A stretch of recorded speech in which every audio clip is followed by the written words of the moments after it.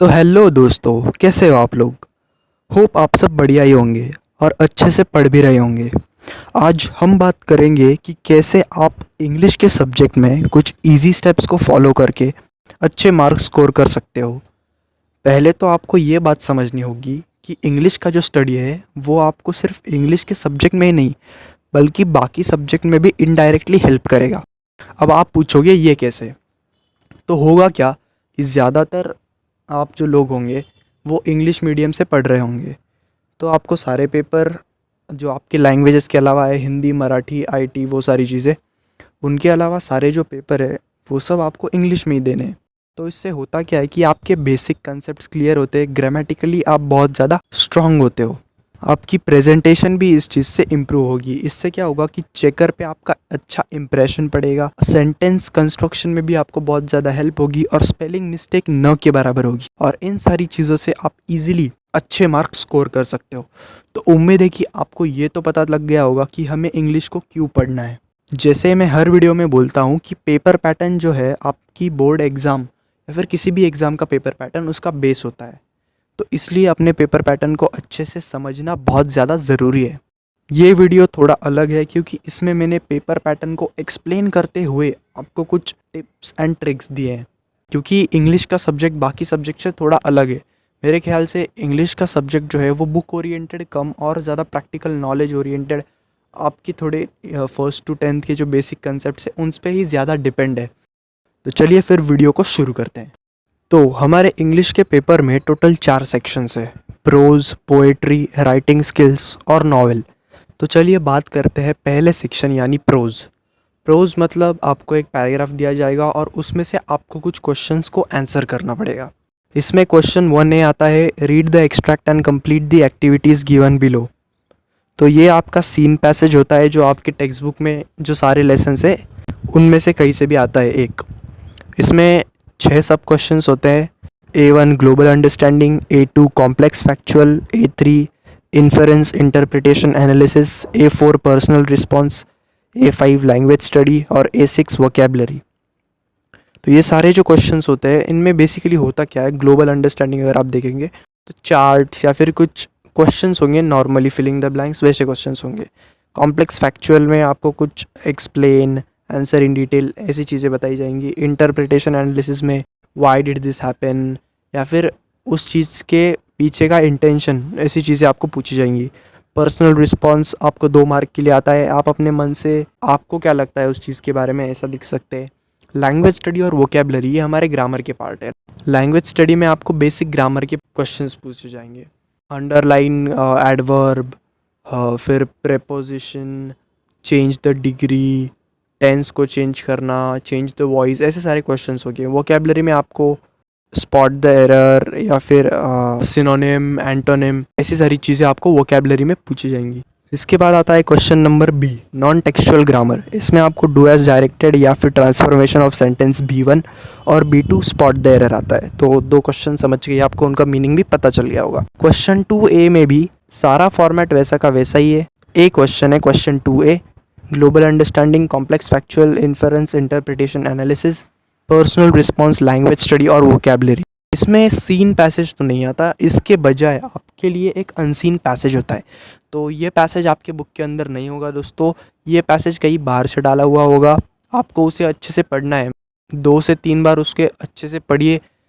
पहली बार में डिटेल में पढ़िए, एक बार फिर से फास्टली कीजिए। और अगर आपको पॉसिबल हो तो सीन और अनसीन पैसेज के लिए आप सबसे बढ़िया चीज़ जो कर सकते हैं, पहले क्वेश्चंस को पढ़ लीजिए। क्वेश्चंस को अगर आपने पढ़ लिया तो आपको आंसर ढूंढने में ज़्यादा दिक्कत नहीं होगी। इसमें ही बी और सी क्वेश्चन आता है समरी राइटिंग, यानी जो ऊपर आपको अनसीन पैसेज दिया गया है आपको उसकी समरी लिखनी पड़ती है इस क्वेश्चन में। और ये क्वेश्चन आता है 3 मार्क के लिए।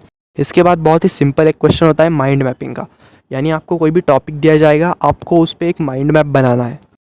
तो दोस्तों इसके बाद सेक्शन 2 में आपके पास आता है पोएट्री। पोएट्री और एप्रिसिएशन, मतलब आपको 2 पोएम दी होंगी, एक पोएम से आपको क्वेश्चन एंड आंसर्स करने हैं और दूसरी पोएम का आपको एप्रिसिएशन लिखना पड़ता है।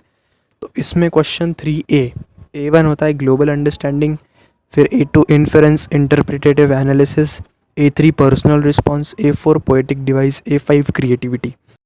ग्लोबल अंडरस्टैंडिंग, इन्फरेंस, इंटरप्रिटेटिव या फिर एनालिसिस, पर्सनल रिस्पॉन्स, ये क्वेश्चन पैसेज में भी सेम थे। लेकिन पोएटिक डिवाइस यानी आपको फिगर ऑफ स्पीच या फिर कोई दूसरी चीज़ जो पोएम है उसमें से ढूंढ के निकालनी होगी। क्रिएटिविटी में आपको एक टॉपिक दिया जाएगा, उसके ऊपर आपको एक पोएम बनानी होगी छोटी सी 2 से 4 लाइंस की। इसके बाद आता है एप्रिसिएशन। एप्रिसिएशन आपकी जो बुक में की पोएम होती है उन सभी में का आता है। तो मैं आपसे रिक्वेस्ट करूँगा कि सारी जो बुक में की पोएम्स है, शायद मे बी 6 पोएम्स है, तो उनका एप्रिसिएशन आप अच्छे से करके जाइए। उनके एप्रिसिएशन के डिफरेंट जो पॉइंट्स होते हैं, ऑथर का नाम, पोएट का नाम होगा, सेंट्रल आइडिया, थीम, आपको वो पोएम क्यों अच्छी लगी, ये सारी चीज़ें आप घर से ही प्रिपेयर करके जाइए। इसके बाद आता है सेक्शन 3 जो है राइटिंग स्किल, और मेरे हिसाब से ये one of the simplest section है हमारी जो इंग्लिश की बोर्ड एग्ज़ाम है उसका। तो इसमें आपको टोटल 12 राइटिंग स्किल्स दी जाती है, जिसमें से आपको सिर्फ 4 लिखनी होती है। इसमें क्वेश्चन 4A होता है ड्राफ्टिंग वर्चुअल मैसेज और स्टेटमेंट ऑफ पर्पस और ग्रुप डिस्कशन। सो इसमें से मुझे जो सबसे इजी लगता है वो होता है ड्राफ्टिंग वर्चुअल मैसेज, क्योंकि एक आधे पन्ने का एक मैसेज होता है जिसके लिए आपको 4 मार्क्स आसानी से मिल जाते हैं, और ये बहुत ही छोटा कंटेंट लिखना पड़ता है आपको, जिसके आपको फुल मार्क्स भी बहुत बार मिल जाते हैं। इसके बाद आता है question 4B email, report writing या फिर इंटरव्यू। इसमें इंटरव्यू राइटिंग मुझे बहुत ज़्यादा ईजी लगता है, क्योंकि आपको बस क्वेश्चंस फ्रेम करने हैं। आप पर्सनली भी जो आपको टॉपिक दिया होगा, जिस पर्सन का आपको इंटरव्यू लेना होगा, उसके हिसाब से क्वेश्चंस फ्रेम कर सकते हो। इसके बाद आता है स्पीच, कंपेयरिंग और एक्सपेंशन ऑफ आइडियाज़। इन तीनों में से भी आपको जो इजी लगे आप वो टॉपिक चूज़ कर सकते हो। एक्सपेंशन ऑफ आइडियाज़ यानी आपको एक लाइन दी जाएगी, आपको उस लाइन को एक्सपांड करना होगा 2-3 पैराग्राफ्स में। और स्पीच यानी एक टॉपिक पे आपको स्पीच देना होगा। इसके बाद आता है रिव्यू, ब्लॉग और अपील। तो इन तीनों में से मुझे जो सबसे अच्छा लगता है वो है रिव्यू। मोस्टली देखा जाए तो आपकी बोर्ड एग्ज़ाम में या तो बुक रिव्यू या तो फिल्म रिव्यू आता है। अगर आपको कोई पर्टिकुलर फिल्म या फिर बुक क्वेश्चन में नहीं दी गई है, जो मेरे एग्ज़ाम के टाइम पे भी नहीं दी गई थी, आपको कोई भी रैंडम मूवी या फिर बुक के ऊपर रिव्यू देना था, तो मैंने भी एक मूवी थी उसका रिव्यू मैं घर से प्रिपेयर करके गया था, और मेरा टाइम बहुत ज़्यादा सेव हुआ था एग्ज़ाम में। तो इसके बाद हमारा जो चौथा सेक्शन आता है वो है नॉवेल। नॉवेल हमारी बुक में भी लास्ट सेक्शन है दोस्तों। आपको आज से 4 से 5 नॉवेल देखने को मिलेंगी। पहला जो क्वेश्चन है, क्वेश्चन 5A, उसमें के जो सारे क्वेश्चंस होते हैं वो आते हैं हिस्ट्री ऑफ द नॉवेल, उस चैप्टर से। खास बात यह है दोस्तों कि इस क्वेश्चन में आपको सिर्फ MCQs देखने को मिलेंगे। Match the columns, chronological order, filling the blanks, true और फॉल्स, एलिमेंट्स ऑफ नॉवेल या फिर कुछ अलग क्वेश्चन। तो आपको ये जो चीज़ है ये ऑब्जेक्टिव्स के फॉर्म में देखने को मिलेगी। इसके बाद आता है क्वेश्चन 5B, C और D।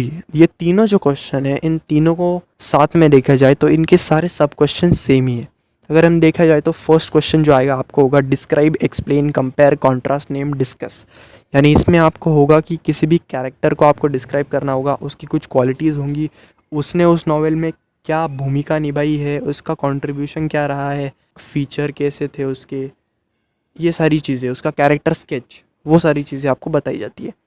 सेकंड क्वेश्चन जो आता है वो होता है illustrate, interpret, narrate, justify, find या फिर आइडेंटिफाई। यानी आपको कोई सिचुएशन दी गई होगी उस नॉवेल की, आपको उसको जस्टिफाई करना होगा कि उसके कैरेक्टर्स ने ऐसा क्यों किया, इसके पीछे का इंटेंशन क्या था, इसका होने वाला इफ़ेक्ट क्या है, वैसी सारी चीज़ें। तो B, C और D क्वेश्चन में आपको सभी ये चीज़ें मिलेंगी।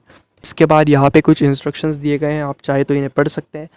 अगर आपके पास ये सारे क्वेश्चंस प्रैक्टिस करने के लिए रिसोर्सेज नहीं होंगे, ये सारी चीज़ों के नोट्स नहीं होंगे, तो मैं डिस्क्रिप्शन में एक प्लेलिस्ट की लिंक अटैच कर दूंगा। वहाँ पे आपको लेसन्स, पोएम्स, राइटिंग स्किल और नॉवेल के भी नोट्स मैं अपलोड कर रहा हूँ। किसी भी रिसोर्स की कमी नहीं है दोस्तों। आपको जो रिसोर्स चाहिए वो सारे नोट्स में अवेलेबल है।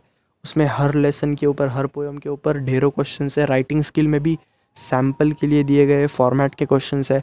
नॉवेल में भी मैंने अपने हैंड रिटन नोट्स दिए हैं। तो इस वीडियो के लिए इतना ही। अगर आपको ये वीडियो पसंद आ गया तो इसे सारे दोस्तों के साथ शेयर कीजिए, इस वीडियो को लाइक कीजिए, हमारे चैनल को सब्सक्राइब कीजिए। आज के वीडियो के लिए इतना ही। Thank you.